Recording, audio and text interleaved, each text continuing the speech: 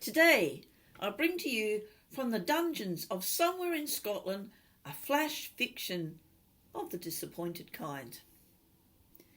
My legs were in the air. My hubby was giving his all. And the only thing I could think of was all that fungal cream. And still my toenails look like a hawk's talons. I'd spent a fortune on that stuff. For what? Old piano key toenails as thick as tombstones? It's not that I'm vain or anything, but I do have a dread for dying with toenails that makes people's skin crawl. Toenails that can't be hidden under nail polish.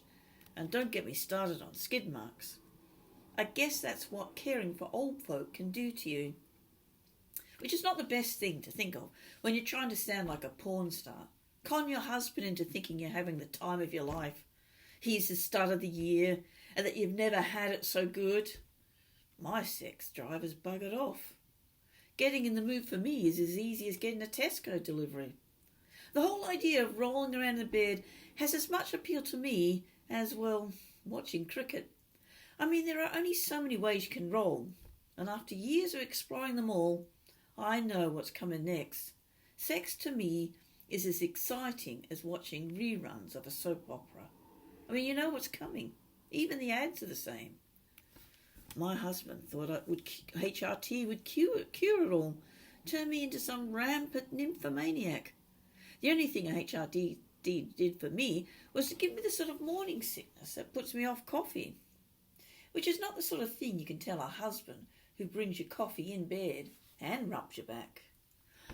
What I wouldn't give for the early days, when my husband was in and out like a tube train. There was no looking at my feet back then. I didn't have the time. I never even got the chance to shout yes, and he was off with a satisfied customer and a "you enjoyed it too" smile. I mean, not that he's a smug person. I mean, he does his best to please. And I do my best to sound like he has. I mean, he deserves it. He's the sort you can trust your password with. The type of guy you can safely hand over your credit cards and say, "Get me a 20. He's a dream husband.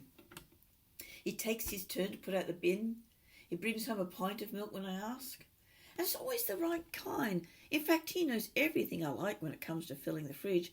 And yet when it comes to sex, he's just like every man I've ever been with.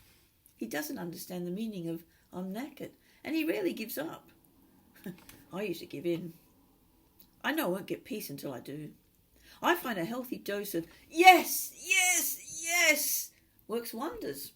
It spurs him to the finish line, like a whip with a racehorse. Well, within a few minutes he was dozing, deep breathing, the sort of sperm well spent kind. I sat up, walked to the bathroom, pulled on the light and stared at my toenails. Fucking useless cream.